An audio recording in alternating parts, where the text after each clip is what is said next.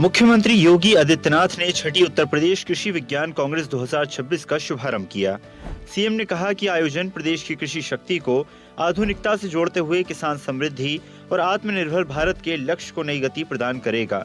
हमने कृषि विकास की दर को उत्तर प्रदेश के अंदर 8% से बढ़ाकर 18% तक पहुंचाने में सफलता प्राप्त की है। हमने कृषि विकास की दर को उत्तर प्रदेश के अंदर 8% से बढ़ा करके 18% तक पहुंचाने में सफलता प्राप्त की। और जिस क्षेत्र में सबसे अधिक पोटेंशियल यूपी के अंदर मौजूद है, और फेड़ में मानता हूं कृषि और कृषि से जुड़ा हुआ क्षेत्र है। मुख्यमंत्री योगी आदित्यनाथ ने कृषि पर आधारित विभिन्न पुस्तकों का विमोचन किया। साथ ही अपने अनुसंधान और नवाचार से कृषि को नई दिशा देने वाले वैज्ञानिकों को उत्तर प्रदेश कृषि विज्ञान सम्मान से सम्मानित भी किया। सीएम ने कहा कि सरकार ने कृषि और खेती को भी एक एजेंडे का हिस्सा बनाया है और अन्नदाता किसान उसके साथ जुड़ा हुआ है। कृषि विज्ञान केंद्र और कृषि विश्वविद्यालयों के आपसी समन्वय के माध्यम से उन वैज्ञानिकों के पोटेंशियल को आगे बढ़ाने का काम आगे बढ़ा है। सरकार ने कृषि और खेती को भी एक एजेंडे का हिस्सा बनाया है और अन्नदाता किसान उसके साथ जुड़ा है। मुख्यमंत्री योगी आदित्यनाथ ने कहा कि करीब 2,90,000 करोड़ से अधिक की राशि हम गन्ना किसानों के खाते में डीबीटी के माध्यम से भेज चुके हैं और हम लागत का 1.5 गुना से अधिक का दाम एमएसपी के रूप में किसानों को उपलब्ध करवा रहे हैं। आज अन्नदाता किसान को बीज से लेकर के उसके उत्पाद को खरीदने और उसको वैल्यू एडिशन के साथ जोड़ने के लिए भी सरकार के पास एक स्पष्ट नीति भी है, कार्यक्रम भी हैं और हम उसके उत्पाद को लागत का 1.5 गुना से अधिक दाम एमएसपी के रूप में उसको उपलब्ध करवा रहे हैं, उसके क्रय केंद्र के रूप में।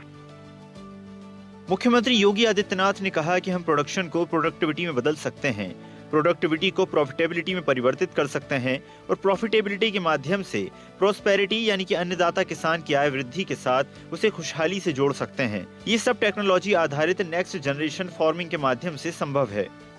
कि प्रोडक्शन को प्रोडक्टिविटी में हम कैसे बदल सकते हैं, ये सबसे महत्वपूर्ण बात होगी।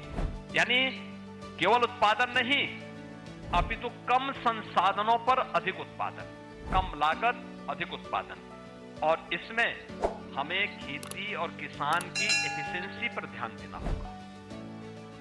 मुख्यमंत्री योगी आदित्यनाथ ने यूपी डिफेंस इंडस्ट्रियल कॉरिडोर के चित्रकूट नोड में 75 हेक्टेयर जमीन का आवंटन पत्र भारत इलेक्ट्रॉनिक लिमिटेड के अध्यक्ष और प्रबंध निदेशक मनोज जैन को सौंपा। सीएम ने कहा कि ये महत्वपूर्ण पहल रक्षा के क्षेत्र में निवेश, नवाचार, रोजगार सृजन के नए आयाम स्थापित करते हुए आत्मनिर्भर भारत के संकल्प को और सशक्त करेगी। लखनऊ में मुख्यमंत्री योगी आदित्यनाथ ने असमय वर्षा, ओलावृष्टि और आगजनी से प्रभावित किसानों, बटाईदारों को त्वरित राहत देने के निर्देश दिए। उन्होंने कहा कि नुकसान का निष्पक्ष आकलन कर तुरंत क्षतिपूर्ति सुनिश्चित की जाए। जनपद स्तर पर राजस्व, कृषि और अन्य विभागों का समन्वय कर सर्वेक्षण कर रिपोर्ट शासन को भेजी जाए और बीमा कंपनियों के साथ समन्वय कर फसल बीमा दावों का शीघ्र निस्तारण कराया जाए। मुख्यमंत्री ने कहा कि हर संभव सहायता उपलब्ध कराना सरकार की सर्वोच्च प्राथमिकता है। मुख्यमंत्री योगी आदित्यनाथ ने कहा कि प्रधानमंत्री के यशस्वी नेतृत्व में संचालित प्रधानमंत्री मुद्रा योजना के सफल 11 वर्ष पूर्ण होने पर समस्त लाभार्थियों को हार्दिक बधाई।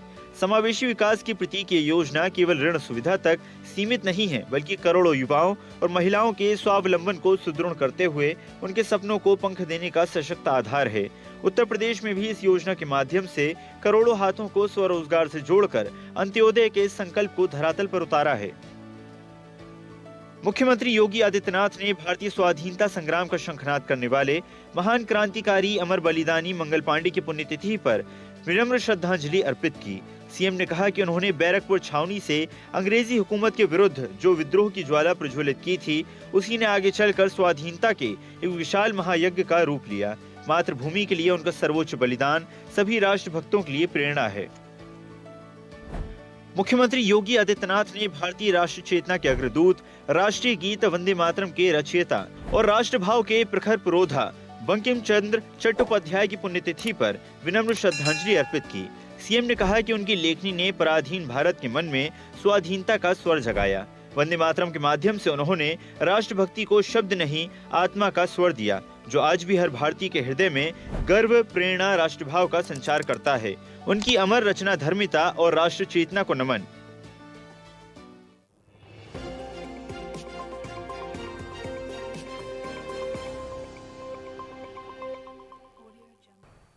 ऐसे ही वीडियोस के लिए लाइक करें, शेयर करें, फॉलो करें।